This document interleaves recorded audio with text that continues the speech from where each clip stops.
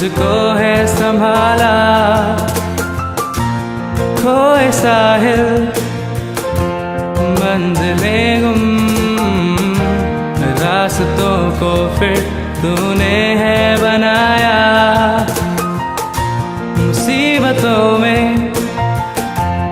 जब मैं डूबा,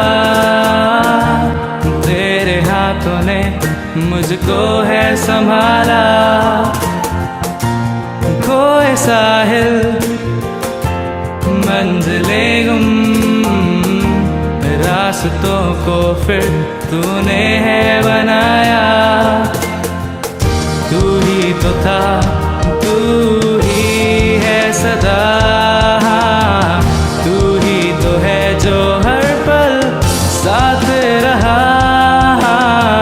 छोड़ तुझको अब मैं जाऊं कहाँ, मेरी हर सांस का तू ही है आसरा।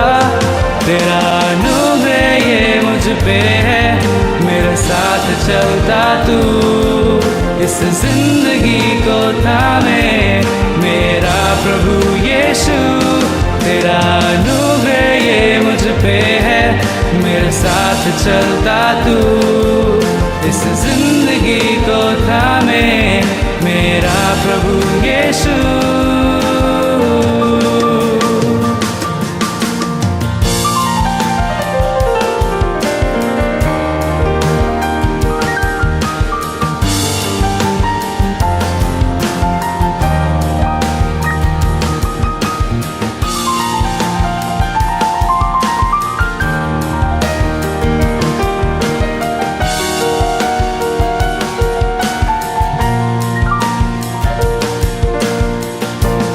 रास्ते जब होते मुश्किल, तेरे हाथ को खुद पर मैं पाऊं। पर्वतों को जब मैं देखूं, तेरे प्यार को बढ़ता मैं पाऊं। तू ही तो था, तू ही है सदा, तू ही तो है जो हर पल साथ रहा। छोड़ तुझको अब मैं जाऊं कहाँ, मेरी हर सांस का तू ही है आसरा। तेरा अनुग्रह ये मुझ पे है, मेरे साथ चलता तू इस जिंदगी को थामे, मेरा प्रभु यीशु। तेरा अनुग्रह ये मुझ पे है, मेरे साथ चलता तू।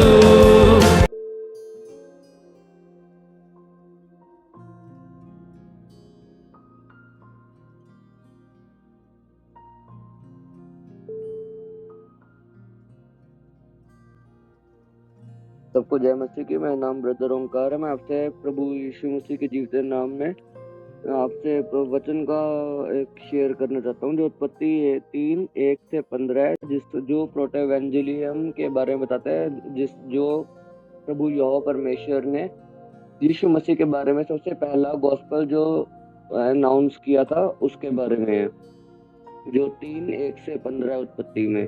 उसे हम पढ़ते हैं, जिसमें लिखा है उत्पत्ति मनुष्य के पापी हो जाने का वर्णन। तो मैं उसे पढ़ता हूँ ताकि ये पूरा सारा समझ आ सके हमें। यहोवा परमेश्वर ने जितने बनेले पशु बनाए थे, उन सब में से सर्प धूर्त था। उसने स्त्री से कहा, क्या सच में परमेश्वर ने कहा, तुम इस वाटिका के किसी वृक्ष का फल ना खाना?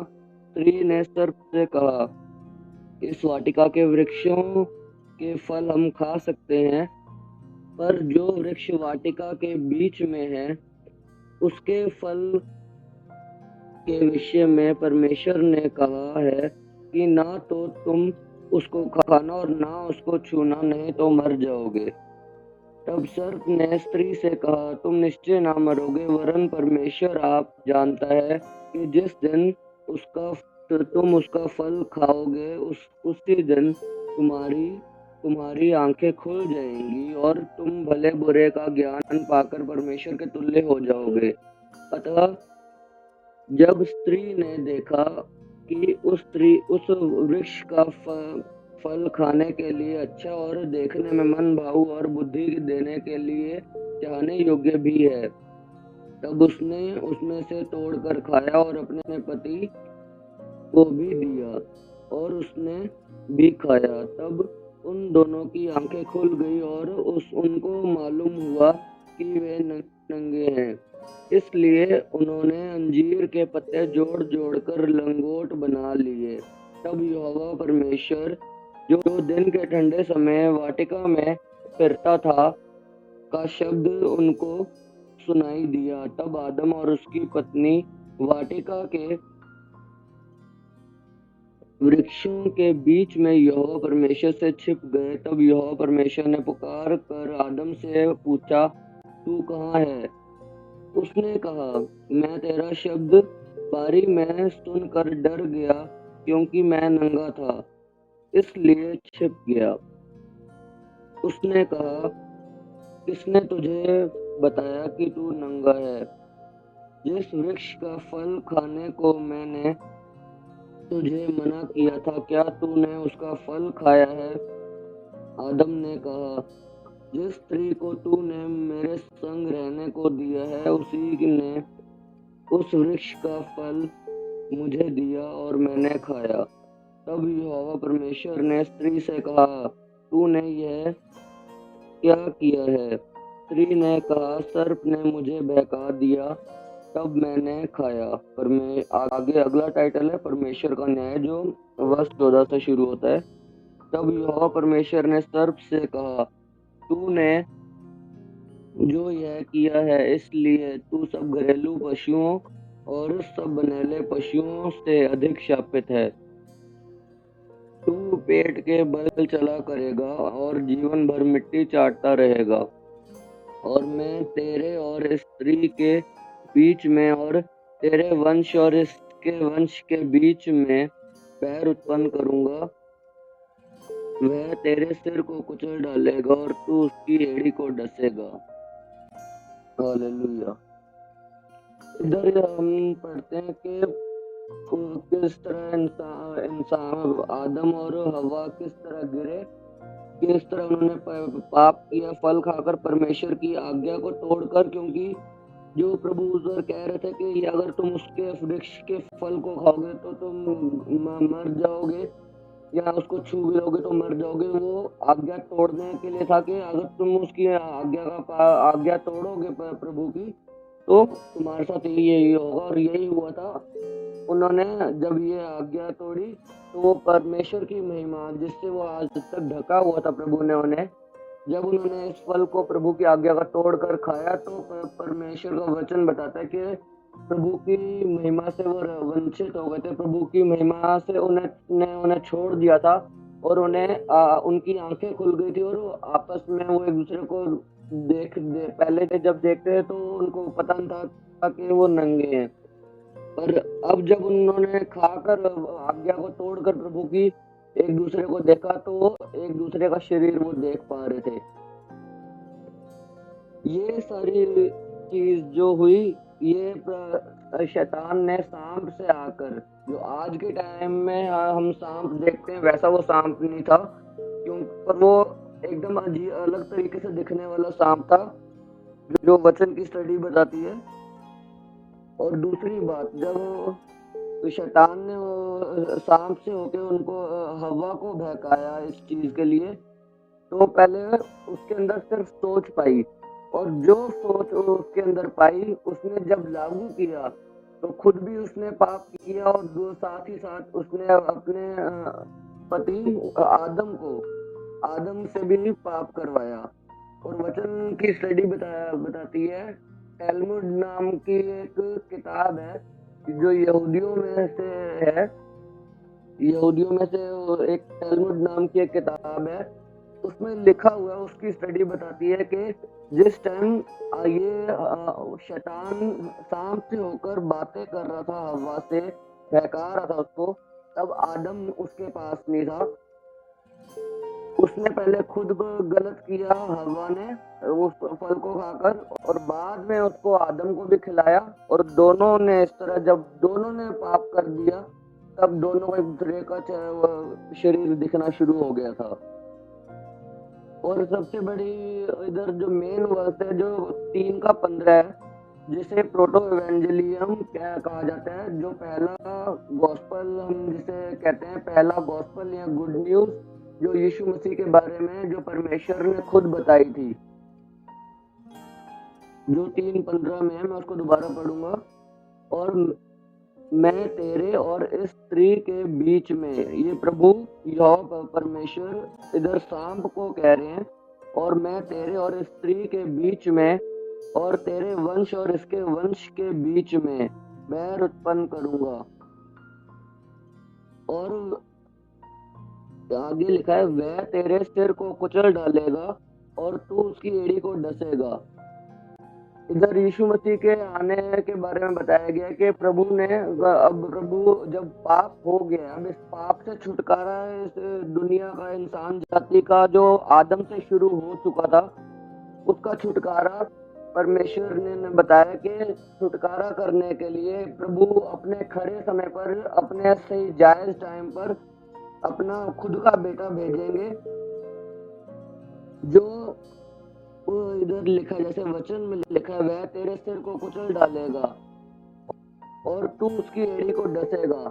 छुटकारा तो प्रभु यीशु मसीह देंगे, पर यीशु मसीह ने जो छुटकारा दिया है, डसने का मतलब है कि पहले यीशु मसीह को खुद सताव से गुजरना पड़ेगा, खुद जो हमारी पापों की सजा, जो हमारी मौत थी, जो प्रभु ने हम अपने ऊपर ली है, वो सारी मुश्किलें, वो सारे कोड़े, वो सारी मार जो परमेश्वर ने धर्मी जीवन जीने के बावजूद, सच्चाई का जीवन जीने के बावजूद भी सब कुछ किया। हालांकि सारे कोई भी पाप पर में यीशु मसीह के ऊपर आ नहीं पाया, पिलातुस भी नहीं कर पाया और ना कोई और कर पाया, पर फिर भी जबरदस्ती यीशु मसीह को क्रूस पर चढ़ाया गया था। और वचन बताता है कि यीशु प्रभु ने ये हमारी जो पाप थे, जो हमने शुरू से किए हैं, जब हम परमेश्वर में नहीं भी थे या नहीं थे, वो सारे पाप प्रभु ने इस तरह हमारे यीशु मसीह के ऊपर पाए, उसके ऊपर लादे, ताकि वो जो पाप की सजा मौत है, क्योंकि वचन बताता है पाप की सजा मौत है, वो जो पाप की सजा मौत है, वो यीशु मसीह गुजरे, उस चीज से गुजरे, उस चीज का एक पाप का भुगतान करें, ताकि जो जिंदगी यीशु मसीह को धर्मी जीवन में जीने के लिए मिलनी चाहिए थी, वो उद्धार जो यीशु मसीह का था, वो यीशु मसीह का उद्धार इंसान जाति को मिल सके, क्योंकि प्रभु ने हमारे पाप यीशु मसीह के ऊपर लाद दिए।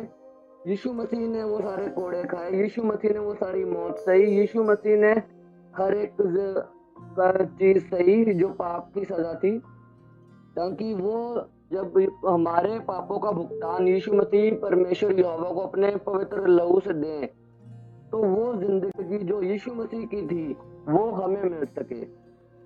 इसी तरह प्रभु का जैसे वचन बताता है कि यीशु मसीह के लहू से प्रभु ने हमें खरीदा है, यीशु मसीह की धार्मिकता हमें पहनाकर प्रभु ने हमें अपनी धार्मिकता ठहराया है। अब जो यीशु मसीह में है वो अपने लिए मर चुका है, वो पाप के लिए मर चुका है, और अगर जब जी उठा है तो यीशु मसीह के लिए जी उठा है। जैसे बपतिस्मा भी बताता है कि जब इंसान अंदर पानी के अंदर जाता है, डुबकी वाला बपतिस्मा में, तो वो जैसे यीशु मसीह मर गए, वैसे ही वो खुद मर गया अपने पाप के लिए, और जब वो बाहर आया तो जैसे यीशु मसीह क्रूस पर तीसरे दिन जी उठे थे, वैसे ही वो भी जी उठा है, पर उसकी आगे की सारी जिंदगी अब यीशु मसीह की सेवा के लिए और पिता की महिमा के लिए है। हालेलुया। और इधर यही प्रोटेवेंजलियम, जो ये क्रिश्चियनिटी में प्रोटेवेंजलियम 3 जेनेसिस 3:15 यानी कि उत्पत्ति 3:15 को कहा गया है, जिसे प्रोटेवेंजलियम कहा जाता है, और ये 2 शब्दों से बनकर मिला है, प्रोटोस जिसका मतलब है फर्स्ट, और एवेंजलियन जिसका मतलब है गुड न्यूज। और हिंदी में अगर हम इसे वो करें तो वही चीज है। प्रोटोस का मतलब प्रथम और एवेंजेलियन का मतलब सुसमाचार। तो इस तरह हम जानते हैं कि उत्पत्ति 3:15 को प्रोटो एवेंजेलियम कहा जाता है, जो प्रभु ने खुद हमें अनाउंस किया था जब वो शैतान से बोल रहे थे कि मैं तेरे लिए तेरे बीच में और इस औरत के बीज के बीच में वैर बनाऊंगा, वो तू उसकी एड़ी को डसेगा और वो तुझे कुचल डालेगा। तो इस तरह हम जानते हैं कि इस प्रभु का ये पवित्र वचन सिर्फ वैर बनाने के लिए नहीं था, असल में इंसान जाति के छुटकारे के लिए परमेश्वर बोल रहे थे यीशु मसीह के नाम में। जो आज प्रभु यीशु मसीह पर विश्वास करता है वो इस छुटकारे को देखता है और देखता जाएगा पिता के नाम में। तो मैं विश्वास करता हूँ कि आपको ये पवित्र आत्मा की मदद से समझ आया होगा, और मैं बस ये प्रार्थना करता हूँ कि प्रभु यीशु मसीह के नाम में हम इसको सिर्फ सुनने वाले ना बने, पर इसको अपनी जिंदगी में लागू करने वाले बने, ताकि पिता का नाम महिमा पाए यीशु मसीह के नाम में।